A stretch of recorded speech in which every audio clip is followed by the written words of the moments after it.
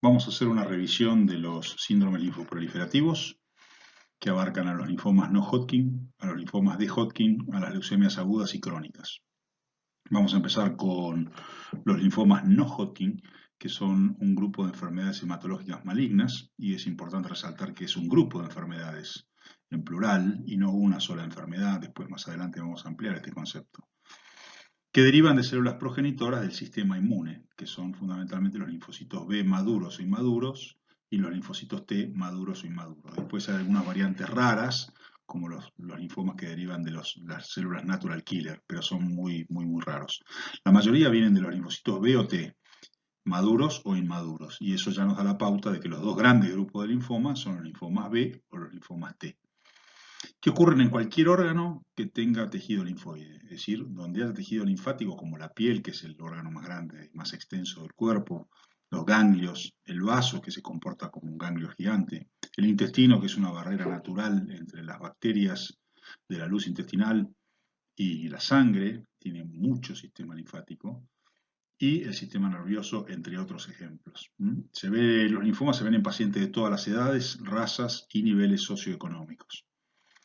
Lo más importante que ustedes tienen que saber del diagnóstico es que requiere una biopsia excisional, es decir, hay que operar al paciente, hacer un tajito y sacarle un ganglio completo o un grupo de ganglios.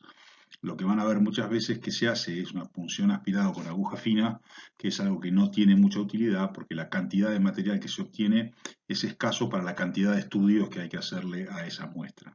De manera que lo más importante es obtener por lo menos un ganglio o un grupo de ganglios y recordar el concepto de cuanto más material se obtenga, más fácil va a ser el diagnóstico. Y la revisión tiene que ser hecha por un buen patólogo que tenga experiencia, porque las manifestaciones clínicas, el tratamiento y el pronóstico de la enfermedad varían según el tipo de linfoma. Y en eso volvemos al concepto inicial, que son un grupo de enfermedades. Tienen diferentes manifestaciones, desde el linfoma indolente, que no requiere ningún tratamiento, hasta el altamente agresivo. Este es un esquema muy sencillo que sirve para graficar la gran variedad de síndromes linfoproliferativos. Fíjese que a la izquierda de la pantalla hay un hueso que simboliza la médula ósea y un linfocito B inmaduro. Si el linfocito B se convierte en neoplásico antes de llegar al ganglio linfático, es decir, dentro de la médula ósea, es una leucemia aguda.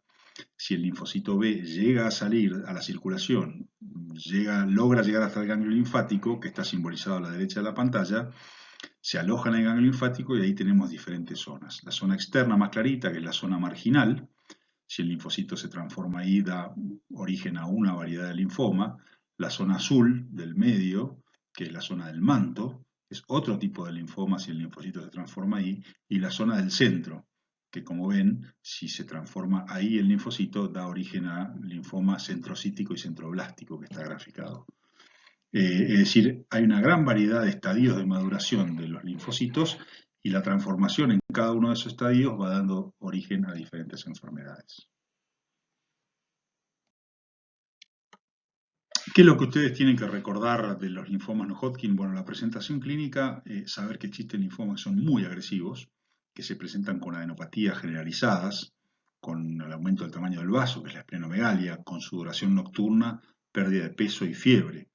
La sudoración nocturna, la pérdida de peso y la fiebre se llama síntomas B, que a veces el paciente viene y lo empieza a relatar y uno se da cuenta que tiene un síndrome linfoproliferativo. El paciente que dice, transpiro de noche hasta tener que cambiarme el pijama varias veces, o he perdido 10 kilos de peso en forma inexplicada, o tengo fiebre todas las tardes de 38 y no sé por qué. Esos son linfomas muy agresivos. Y existen linfomas que son más indolentes, con ganglios que aparecen y desaparecen durante años. Puede haber algún paciente que tenga un ganglio axilar, por ejemplo, que de repente se redujo de tamaño, el paciente no volvió a consultar y a los meses vuelve a aparecer y se vuelve a reducir de tamaño, sin compromiso del estado general, y progresan muy lentamente. Y hay un tercer grupo que son directamente una emergencia oncológica, ¿no? Una masa mediastinal grande, con muchos ganglios, con compresión de la vía aérea, puede haber una meningitis linfomatosa, puede haber un taponamiento cardíaco, justamente por esa presencia de masas mediastinales que comprimen. Son diferentes variantes de una misma enfermedad. Es importante que el linfoma, ustedes entiendan que el linfoma puede ser muy evidente, con un cuadro muy florido o una enfermedad con muy pocos síntomas y hay que sospecharlo. Es decir, lo más difícil es por ahí el linfoma cuando es una enfermedad con muy pocos síntomas, que uno no la sospecha. Por eso siempre hay que pensar, según el interrogatorio, el examen físico del paciente, en el linfoma. Si no se piensa en el linfoma, sobre todo los de bajo grado de agresividad, va a ser muy difícil el diagnóstico. Y por último, recordar que hay algunas enfermedades autoinmunes que pueden asociarse a un desarrollo posterior del linfoma. Por ejemplo, el lupus, la artritis reumatoidea, el síndrome de Sjögren, la tiroiditis de Hashimoto, la enfermedad de Castleman, y tener en cuenta que todos los pacientes que han recibido un trasplante de órganos, ya sea de riñón, de lo que fuera, cuando han estado sometidos a inmunosupresión, a la larga con los años también pueden desarrollar linfoma. Esto no es una teoría, esto es algo que ocurre en la práctica. He visto pacientes con trasplante de riñón por una enfermedad cualquiera que muchos años después de estar inmunosuprimidos para no rechazar el riñón, desarrollan un linfoma y generalmente son de alto grado de agresividad. Por supuesto que es muy importante el examen físico en la evaluación de un paciente con sospecha de linfoma, ya que hay ganglios que se ven y se palpan y son muy evidentes, y otros que no se ven ni se palpan. Si uno no sospecha que pueden estar ahí, no los va a ir a buscar.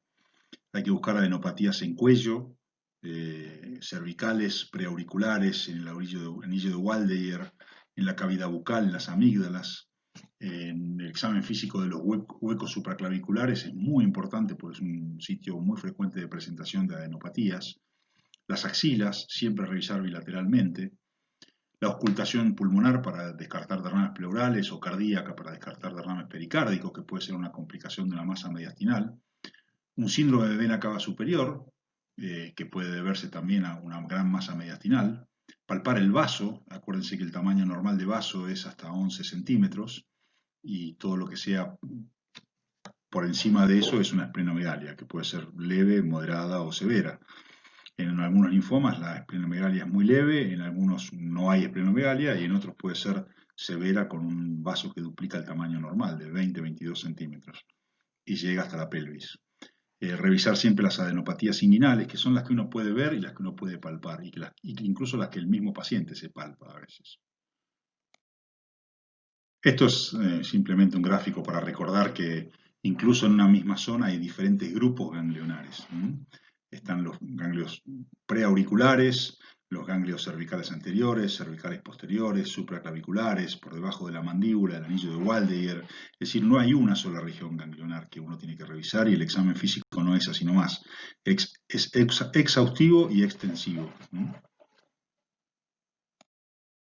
Bueno, el diagnóstico es muy importante, el diagnóstico histológico, que es fundamental, que es el que le pone nombre y apellido a la enfermedad, y insisto con el tema de que requiere una biopsia excisional del tejido sospechado, porque la punción aspirada con aguja fina no tiene utilidad. Recuerden que se dejó de hacer en la década del 60, en algunos lugares como Salta se sigue haciendo. No es que esté mal, es solamente orientativa. Uno obtiene muy pocas células que las extiende sobre un vidrio y eso puede dar la orientación hacia el diagnóstico del linfoma. Pero va a terminar sí o sí en una biopsia excisional para darle mayor cantidad de tejido posible al patólogo. De manera que uno puede saltearse el paso de la punción aspirado e ir directamente a la biopsia excisional. Recuerden que un ganglio normal tiene un tamaño hasta 1.2 centímetros. Cuando uno tiene un ganglio que tiene un tamaño mayor que eso, de 2 centímetros, 2,5, 3 centímetros, y que se mantiene por lo menos durante 2 meses, uno tiene que sospechar el linfoma. Recuerden que un ganglio puede estar aumentado de tamaño por una infección. Uno puede tener un ganglio submandibular porque tiene una muela infectada y eso no quiere decir que tenga un linfoma. El tema también es cuánto tiempo un ganglio está aumentado de tamaño. Si uno tiene una infección y la trata con antibiótico, ese ganglio no debería permanecer más de 2 meses. El otro diagnóstico importante es el diagnóstico por imágenes. La tomografía con contraste fue la primera herramienta, digamos, de avanzada y la herramienta principal durante muchos años, con contraste endovenoso. Y lo que tiene la tomografía es que mide el tamaño de los ganglios. Entonces, si uno sabe que un ganglio normal mide hasta 1.2 centímetros, el tamaño de los ganglios es importante para evaluar, sobre todo si quiero hacer una tomografía de hoy y una tomografía dentro de 2 meses, y comparar el tamaño de un ganglio que estaba agrandado a ver si se achicó. pero puede dar lugar a confusión. ¿Por qué? Porque si yo tengo un ganglio que antes del tratamiento medía 4 centímetros, después del tratamiento ese ganglio a lo mejor se achicó a 2 centímetros, se sigue viendo, pero puede ser tejido necrótico. Se redujo porque el tejido, cuando uno trata una enfermedad, ese ganglio no se evapora en el aire. Puede haberse reducido de tamaño de 4 a 2 centímetros, que sigue siendo grande, pero puede ser todo tejido necrótico y no tener más linfoma. Con lo cual la tomografía con contraste fue una herramienta muy buena, pero hoy en día se reemplaza por el PET scan, que es una tomografía por emisión de positrones. El PET scan revolucionó la historia de los linfomas y esto es muy importante porque ustedes cuando se reciban ya van a estar en la era del PET scan, que en la oncología es una herramienta hoy por hoy fundamental. ¿En qué se basa el PET scan? En que las células tumorales de cualquier tipo requieren mucha glucosa porque se dividen rápido, se dividen más rápido que las células normales. Es decir, una célula tumoral consume mucha azúcar, mucha glucosa. Si yo lo que hago es tomar glucosa y la marco radioactivamente, lo que se llama 18-fluorodesoxiglucosa, y después se la inyecto al paciente, esa 18-fluorodesoxiglucosa viaja por sangre hasta los ganglios. Y los ganglios enfermos van a captar muchísima cantidad de esta glucosa. Es decir, que acá tenemos una herramienta que no mide tamaño, sino captación. Los ganglios linfáticos enfermos, tumorales, captan una gran cantidad de azúcar. Si yo la marco radioactivamente, eso me va a dar una herramienta de diagnóstico de la cual ahora vamos a ver algunas imágenes. Acá tienen una imagen que para mí es muy clara y emblemática. Fíjense la imagen de frente del lado izquierdo, arriba de todo el cerebro, que es un órgano que de por sí consume gran cantidad de azúcar, así que se ve negro. Eso es normal. Y la vejiga más abajo es porque la fluorodesoxiglucosa se elimina por riñón. Así que la captación en cerebro y en vejiga es normal. El resto, como ven ustedes, al lado de las clavículas, en el tórax, en el abdomen, todos esos puntos negros que ustedes ven, en los huecos supraclaviculares, en las axilas, todos esos puntos negros que ustedes ven son ganglios patológicos que captan fluorodesoxiglucosa. Fíjense, el mismo paciente, eso es un linfoma de Hodgkin, el mismo paciente 2 meses después de realizar quimioterapia, como todos esos ganglios desaparecieron. Y esto es lo más importante de entender. Si yo me guío solamente por el tamaño de los ganglios, puede haber un ganglio que sea confuso. En cambio, en el PET scan, la captación es inapelable. Si capta, es patológico, y si no capta, no es patológico, es tejido necrótico. Eso es un concepto muy importante. Acá tenemos la superposición de una tomografía de cuello del lado izquierdo y la misma imagen cuando se inyectó fluorodesoxiglucosa. Fíjense que del lado izquierdo hay ganglios de diferentes tamaños, pero que pueden dar lugar a cierta confusión si uno mide solamente el tamaño. Algunos están agrandados.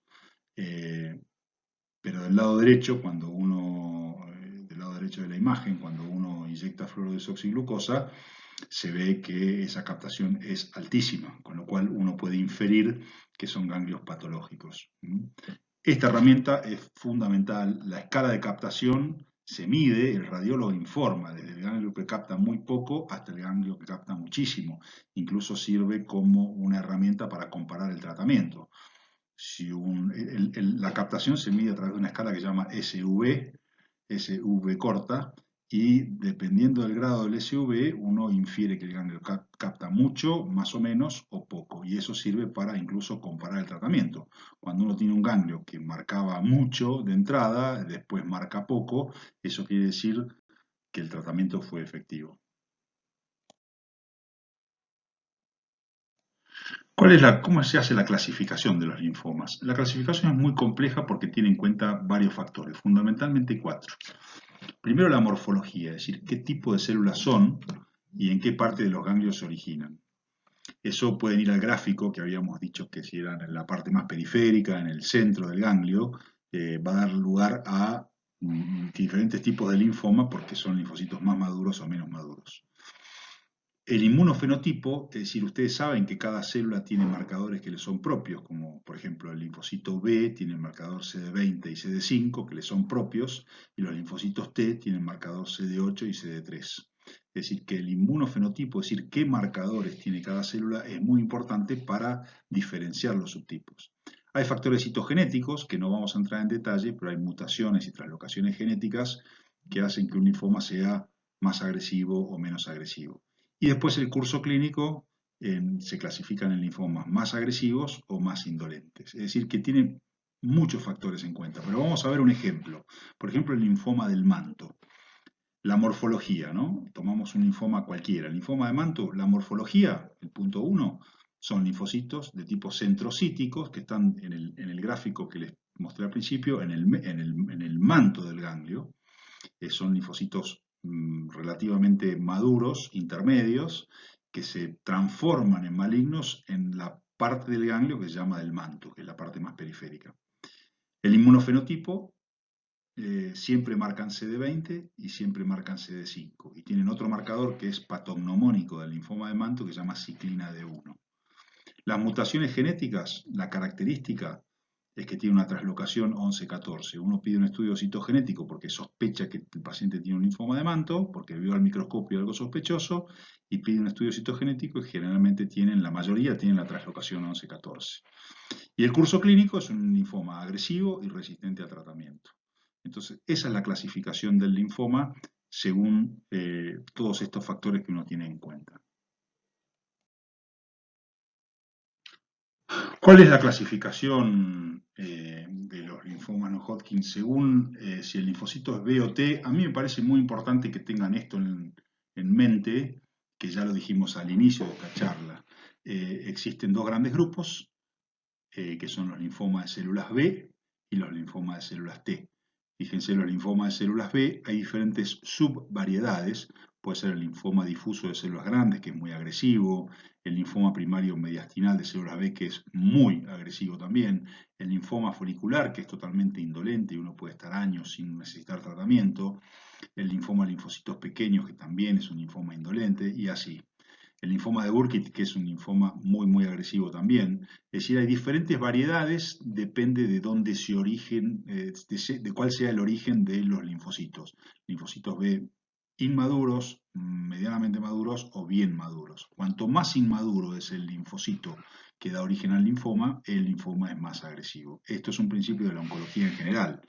Cuando una célula es muy inmadura, da origen, se transforma en agresiva y da origen a una tumoración de gran agresividad. En cambio, cuando la célula llegó a madurar en un gran porcentaje, si se transforma en maligna, el tumor va a ser menos agresivo. Y después tenemos el linfoma de células T, que representa menos del 15% de los linfomas no Hodgkin, es mucho más raro y generalmente es muy agresivo. Esta es otra clasificación que es según el grado de agresividad del linfoma. Existe el grupo 1 de bajo grado de malignidad, el grupo 2 es de grado intermedio de malignidad o agresividad, y el grupo 3 es de alto grado de malignidad. No hace falta que uno memorice todo. En general el patólogo dice qué subtipo de linfoma es y uno puede ir a buscar. Pero cuando, por ejemplo, fíjese en el subgrupo A, dice linfocito de células pequeñas, cuando hay un linfocito que es pequeño, generalmente es maduro y da lugar a un linfoma de bajo grado de malignidad. Fíjese en el grupo 3, el que figura como H, dice difuso de células grandes, inmunoblástico. Las células grandes en general son más inmaduras y ya la palabra blástico implica que es muy inmadura. Y eso es un alto grado de agresividad. Esto es más o menos para recordar, porque uno tiene que saber que ese paciente va a requerir o no va a requerir tratamiento según el grado de agresividad del linfoma. ¿Cuáles son las conclusiones o el mensaje para llevarse a casa como estudiantes avanzados? Es que el linfoma es una enfermedad de un amplio espectro, desde el más indolente hasta el más agresivo. Hay muchos que no requieren tratamiento durante años, llaman linfomas indolentes o los de bajo grado de agresividad, y hay otros que son urgencias oncológicas. El linfoma hay que sospecharlo porque hay ganglios que no se ven y otros que sí se ven. Los que no se ven, si uno no los piensa, no los va a descubrir. Hay que hacer un examen físico exhaustivo y siempre una biopsia excisional del ganglio sospechado. La punción aspirado con aguja fina no sirve porque requiere material para biopsia, inmunofenotipo, estudio citogenético, etc. El diagnóstico por imágenes es muy importante. Acuérdense que la tomografía computada mide el tamaño de los ganglios. Siempre hay que pedir con contraste endovenoso, que es una primera impresión de hasta dónde se extiende la enfermedad. Y el PET scan es la herramienta más potente, ya que sirve para el diagnóstico, para la estadificación y el seguimiento del tratamiento. La clasificación es multifactorial, se basa en la morfología de las células, en la extensión de la enfermedad y en la agresividad clínica. Lo más importante es saber si el linfoma es B o T, si tengo un solo ganglio o múltiples ganglios y si histológicamente es de alto o bajo grado de agresividad. Vamos a hacer un breve repaso del linfoma de Hodgkin ahora, corto, para entender las diferencias. Fue el primer linfoma en realidad descrito por Thomas Hodgkin en 1832, que era un médico alemán. Y histológicamente, obviamente, es diferente del no Hodgkin, que se describió bastante después. Y presenta unas células que son muy características y muy patognomónicas, que se llaman células de Reed-Sternberg, que son linfocitos que derivan de la zona germinal del ganglio, pero que tienen una morfología totalmente diferente cuando uno los mira en el microscopio. Característicamente tiene lo que se llama forma de ojo de búho. Ahora vamos a ver algunas imágenes. El linfoma de Hodgkin se asocia con pacientes que tienen antecedentes de infecciones, sobre todo virus de Epstein-Barr, como mononucleosis infecciosa.